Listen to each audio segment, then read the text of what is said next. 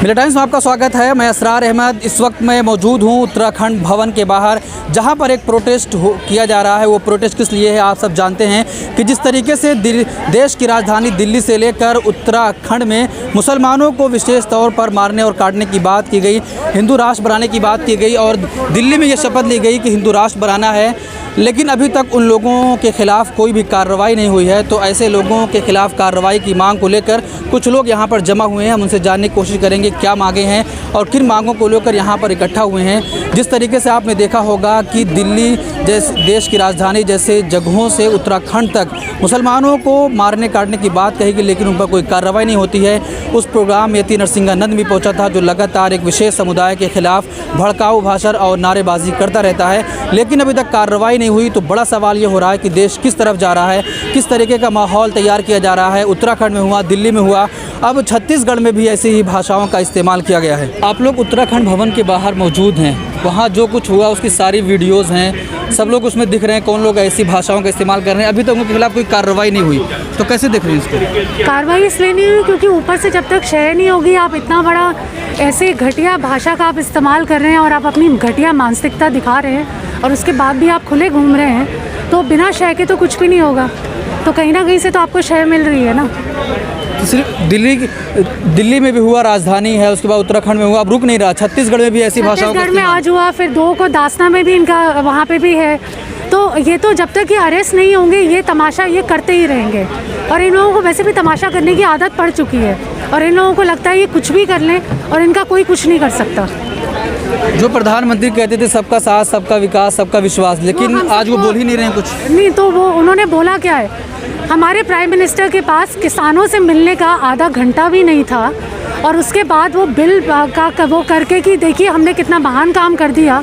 तो आप ऐसे प्राइम मिनिस्टर के लिए क्या बोलेंगे? आप खुद सोचिए ना, कितनों का विकास हो रहा है वो हम सबको दिख रहा है। जो पुरानी कंपनियां थी वो कांग्रेस का नाम ले लेके तुम बेचे जा रहे हो, मतलब सडनली वो सारी कंपनियां लॉस में आ गई। इतने सालों से लॉस में नहीं थी। जब इलेक्शन आने लगता है तो उससे पहले ये कंपनियां टेंशन क्यों बढ़ जाती है? ये सेट पैटर्न है। तो अभी तक कोई कार्रवाई नहीं हुई। आप लोगों ने प्रोटेस्ट किया, क्या ऐसा लगता है अब कार्रवाई होगी उन पर? हम एज अ सिटीजन हम जितना दबाव डाल सकते हैं हम अपनी कैपेसिटी के हिसाब से तो हम कर ही सकते हैं ना। तो हम जितना कर सकते हैं हम उतना तो कर ही रहे हैं। छात्र भी हमारे साथ हैं, ये भी प्रोटेस्ट कर रहे हैं, हम इनसे जानने की कोशिश करेंगे किन मांगों को लेकर आप यहाँ हैं। हम यहाँ पर यही हैं कि जिस तरीके से उत्तराखंड में देखा जा रहा है कि उत्तराखंड में कुछ लोगों ने भड़काऊ भाषण दिए, जिसमें एक समुदाय को, मुस्लिम समुदाय को टारगेट किया गया है।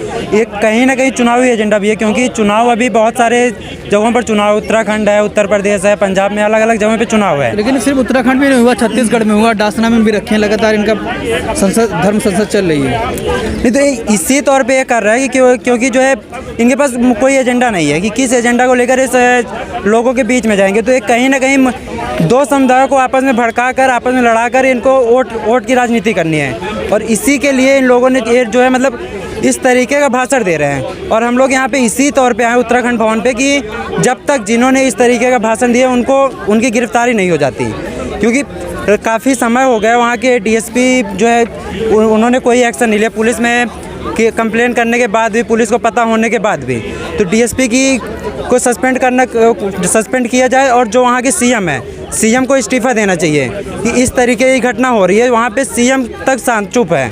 ठीक है।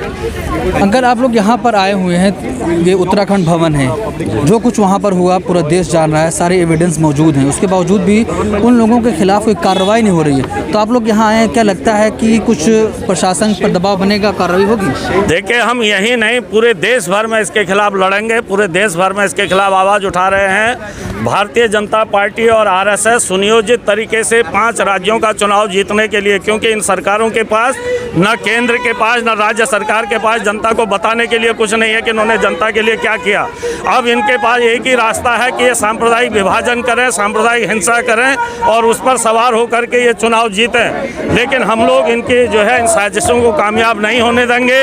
हम लोगों ने लिखित शिकायत भी दी है उत्तराखंड की सरकार पुलिस को, लेकिन शर्म की बात है कि उत्तराखंड पुलिस ने अभी तक इस पर कोई कार्रवाई नहीं की है। तो हम मांग करते हैं कि तत्काल इन अपराधियों के खिलाफ FIR हो, इनको अरेस्ट किया जाए। और ये जो देश भर में सांप्रदायिक हिंसा फैलाने का षड्यंत्र RSS BJP का है, आपने देखा किस तरीके से छत्तीसगढ़ में भी धर्म संसद के नाम पर इनके अपराधियों को इन्होंने संगठित किया। इसी तरीके से ये धर्म का चोला पहन करके जो है तमाम जगह इस तरीके के षड्यंत्रों को कर रहे हैं। और कल अम्बाला में हमने देखा चर्च पर भी हमला किया है। तो ये जो अल्पसंख्यकों के खिलाफ जहर उगलने का और एक सांप्रदायिक हिंसा का माहौल बनाने का जो षड्यंत्र है भाजपा RSS का, और उसको केंद्र और राज्य सरकारों का खुला संरक्षण है। हम इसके खिलाफ पूरे देश भर में लड़ेंगे, न सिर्फ यहाँ। और इस लड़ाई को जब तक उन अपराधियों को जो है गिरफ्तार नहीं किया जाता है, उनके खिलाफ FIR नहीं होती है, हम इस लड़ाई को रोकने वाले नहीं हैं। उनके ऊपर FIR नहीं हो रही थी, इसके पीछे किसका हाथ है, किसका सह है उन लोगों पर, आपको क्या लगता है? ये खुली बात है कि ये उसके ऊपर जो है केंद्रीय गृह मंत्रालय से लेकर के राज्य की सरकारों का खुला संरक्षण प्राप्त है इन अपराधियों को। ये बिना इसके हो ही नहीं सकता। और भारतीय जनता पार्टी RSS की तो यही एक राजनीति है कि वो इसी पर सवार होकर के चुनाव जीतना चाहते हैं। लेकिन इस बार जो किसान आंदोलन 1 साल से आपने दिल्ली के मोर्चों पर देखा, उस किसान आंदोलन ने जो मैसेज पूरे देश में दिया है कि इनके षड्यंत्रों को नाकाम करना है, जन एकता मजबूत करनी है और किसी भी तरीके से सांप्रदायिक विभाजन की राजनीति को देश में नहीं पनपने देना है। जनता इसका जवाब इनको इस चुनाव में भी देगी और सड़क पर भी देगी।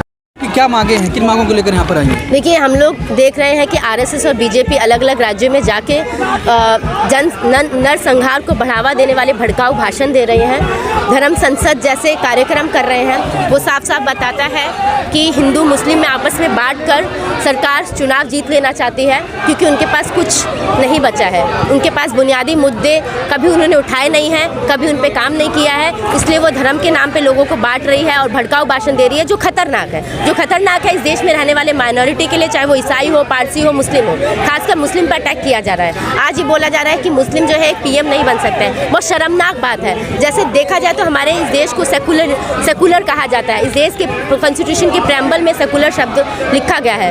पर क्या हम देख सकते हैं कि ये प्रधानमंत्री खुद अगर इन एक्टिविटी में इन्वॉल्व है तो ये कितना सेकुलर है। अगर BJP चलती है तो वो RSS के इशारों पर चलती है। तो आपका क्या मानना है कि जो किसके शह पर हो रहा है, अभी तक उनकी गिरफ्तारी नहीं हुई है, फिर छत्तीसगढ़ में भी गए, उन्होंने और कॉल दिया कि डासना में भी ऐसा करेंगे धर्म संसद? देखिए, सीधा सीधा RSS के शह पर क्या RSS इसको बढ़ावा दे रही है।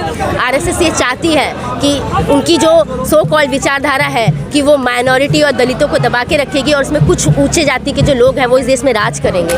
उसी विचारधारा को आगे बढ़ाना चाह रही है और वो सत्ता के बल पर ये पुरजोर कोशिश कर रही है। पर हम लोग भी कम नहीं है, हम लोग यहाँ आंदोलन कर रहे हैं और ये जो टिप्पणियाँ हुई हैं, जो जन विरोधी, जो माइनॉरिटी विरोधी टिप्पणियाँ हुई हैं, हम उसके खिलाफ हैं और इस आंदोलन को हम आगे लेके जाएंगे, क्योंकि हम ऐसा नहीं होने देंगे कि इस देश में 2014 से लगातार दिक्कतें बढ़ी हैं। बेरोजगारी 60 सालों में सबसे ज़्यादा हुई है। महिला सुरक्षा सबसे ज़्यादा, महिलाएं सबसे ज़्यादा असुरक्षित है इस देश में। दलितों पर हमले बढ़े हैं। ऐसे बहुत सारे लॉज हैं जो जन विरोधी हैं, जो अल्पसंख्यक विरोधी हैं, जो दलित विरोधी हैं, जो मजदूर विरोधी हैं। उन लॉज को लाया जा रहा है। सरकार जानती है कि उनके पास जीतने के लिए कोई चारा नहीं है, इसलिए वो हिंदू मुस्लिम को आपस में बांटकर दंगे फैला देना चाह रही है। और ये दंगे जब फैलेंगे ना तो इस देश की मतलब हम लोग ये कह देना चाहते हैं कि इस देश में बहुत बुरा हाल होगा। और ये सीधा सीधा जो टिप्पणियाँ हैं वो नरसंहार को बढ़ावा देगा, नफरत फैलाएगा, शांति कायम नहीं करेगा।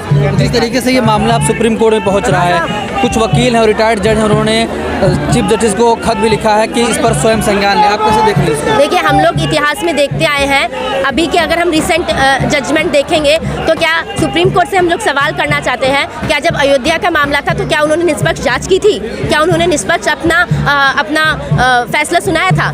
तो जब सरकार और सुप्रीम कोर्ट जब इसमें इन्वॉल्व भी होगी तो वो क्या करेंगी? क्या उन्होंने ऐसे बहुत सारे मुद्दे रहे हैं जो बहुत सेंसिटिव थे, बहुत ज़्यादा धर्म के मुद्दों से संबंधित थे, तो क्या सुप्रीम कोर्ट को पहले इस पर ऐलान नहीं उठाना चाहिए था? क्या इस पर सतर्कता नहीं बरतनी चाहिए थी? अब हम सुप्रीम कोर्ट को चाहे 100 पत्र लिख दें, उससे क्या होगा? और वैसे भी हमें न्यायपालिका पर विश्वास नहीं है, क्योंकि न्यायपालिका का चरित्र भी हम लोग देख चुके हैं कि किस तरीके से वो भी ब्राह्मणवादी है, किस तरीके से वो भी BJP के पक्ष में ही अपने निर्णय देती आई है। इसलिए हमें अपने आंदोलन पर भरोसा है और इस आंदोलन को हम लोग आगे लेके जाएंगे। हमारे साथ मौजूद हैं आसिफ इकबाल तन्हा। हम इनसे जानने की कोशिश करेंगे जिस तरीके से धर्म संसद की गई। धर्म संसद में होता है कि सभी धर्मों के सम्मान की बात होगी, लेकिन वहाँ पर भड़काऊ भाषा और एक विशेष समुदाय को मारने और काटने की बात कही। कैसे देख रहे हैं इसको? देखिए, ये जो है एक साजिश है इस देश को जो है हिंदू राष्ट्र बनाने के लिए जो ये पिछले कई सालों से कर रहे हैं, और देखा जाए कि अब वो खुल कर आ रहे हैं।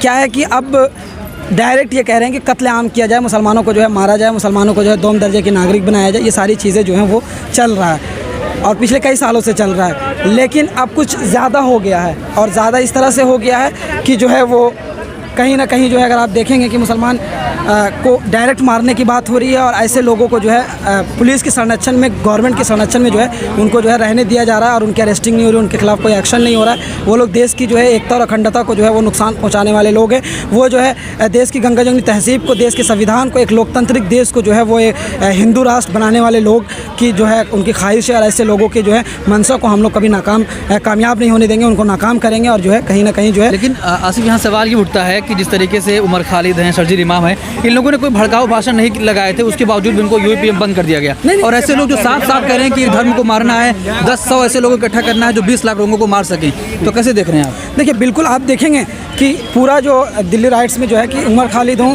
या फिर शर्जील इमाम हों, इन तमाम लोगों को जो है भाषण की बुनियाद पे जो है आप देखेंगे कि उनको अरेस्ट किया गया, जबकि उनके भाषण से ऐसा कोई भी नफरती बात निकल के नहीं आई, ऐसे कोई भी कम्युनिटी को टारगेट नहीं किया गया, ऐसे किसी भी लोगों को जो है टारगेट नहीं किया गया। लेकिन जो है और जो है उनको जेल में डाल दिया गया, जबकि वो हमेशा अपनी स्पीच में जो है गांधी और जो है गोडसे, गांधी का जो है सपोर्ट करते थे, गोडसे का विरोध करते थे और साथ ही साथ जो है वो संविधान को हाथ में लेकर जो है वो स्पीच देते थे। लेकिन फिर भी जो है ऐसे लोगों को जेल में डाल दिया गया और जो लोग खुलेआम जो है वो कर रहे हैं उनको जेल में नहीं डाला जा रहा, उनके खिलाफ कोई एक्शन नहीं हो रहा। तो दोहरा रवैया दिखता है इसमें गवर्नमेंट का कि किस तरह से जो है वो चीज़ों को जो है दो नज़रिए से देखते हैं। और हमारा यही विरोध है कि आप जो है एक ऐसा देश जो दुनिया का सबसे बड़ा लोकतांत्रिक देश है और उसमें सबको अधिकार मिला हुआ है, हर कोई अपने अधिकार की बात कर सकता है, हर कोई अपने अधिकार के अकॉर्डिंग जो है ज़िंदगी जी सकता है, लेकिन यहाँ पे जीने नहीं दिया जा रहा और टारगेट की जा रही है। इस तरीके से अब ये मामला सुप्रीम कोर्ट में पहुंचा है। रिटायर्ड जज और कुछ वकीलों ने चीफ जस्टिस को खत लिखा है कि इस पर स्वयं संज्ञान लें, कैसे देख रहे हैं इसको? देखें, उम्मीद है, न्यायपालिका है, देखिए उम्मीद है, होप तो है ही है और न्यायपालिका पे हमें उम्मीद है, हम भरोसा है कि कुछ फैसला होगा। लेकिन हमारा भी कोई जिम्मेदारी है कि हम लोग जो है गवर्नमेंट को या न्यायपालिका को इस बात की याद दहानी दिलाते रहें कि आपको जो है इस पर एक्शन लेना चाहिए। तो आपने देखा कि जो प्रोटेस्टर यहाँ आए थे उनकी क्या मांगें थी। वो लगातार यही मांग कर रहे हैं कि जिस तरीके से वहाँ पर भड़काऊ भाषण का इस्तेमाल किया गया, एक विशेष समुदाय को मारने और काटने की बात कही गई। धर्म संसद का आयोजन किया गया था, धर्म संसद में होना तो ये चाहिए था कि सभी धर्मों का सम्मान हो, लेकिन वहाँ पर एक विशेष समुदाय के लोगों को टारगेट किया गया। और यहीं पर बस नहीं हुआ, बल्कि पूर्व प्रधानमंत्री डॉक्टर मनमोहन के खिलाफ भी भड़काऊ भाषण का इस्तेमाल किया गया और कहा गया कि मैं चाहता हूं कि नाथूराम गोडसे बन जाऊं, 6 की 6 गोलियां खाऊं और जाके मनमोहन जी को मार दूं। आप सोचिए किस तरीके का माहौल बनाया जा रहा है। उसके बावजूद भी उत्तराखंड के सीएम धामी जी अभी तक एक भी लोगों के खिलाफ कार्रवाई नहीं किए हैं। और ऐसी फ़ोटोज़ आ रही हैं, जो लोग वो प्रोग्राम का आयोजन किए थे उनकी फ़ोटोज़ धामी जी के साथ मौजूद हैं। तो आप सोच सकते हैं कि जब सत्ता का साथ उनको हासिल हो तो उनके ऊपर कार्रवाई कैसे हो सकती है।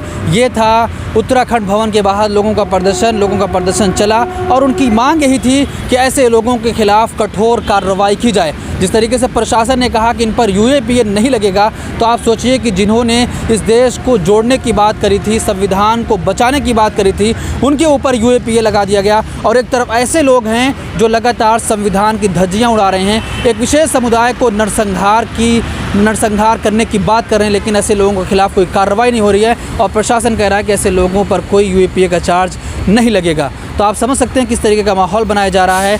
उत्तराखंड में हुआ, दिल्ली में शपथ ली गई कि इस देश को हिंदू राष्ट्र बनाना है। उसके बाद कल छत्तीसगढ़ में ऐसा ही मामला हुआ। अब उन लोगों ने कहा है कि हम उत्तर प्रदेश के डासना में भी ऐसे ही धर्म संसद करेंगे और जिनको जो करना हो कर ले। यति नरसिंहा का लगातार ये कह रहा है कि हम उस वक्त तक चुप नहीं बैठेंगे जब तक हम इन लोगों के खिलाफ कोई कार्रवाई नहीं करा लेते, जब तक हम इन लोगों को मार नहीं लेते। तो ये सीधे सीधे कानून को चुनौती, प्रशासन को चुनौती और न्यायपालिका को चुनौती दे रहा है कि जब तक इस देश में मैं दंगा नहीं भड़का लेता हूँ तब तक मैं खामोश नहीं बैठूंगा।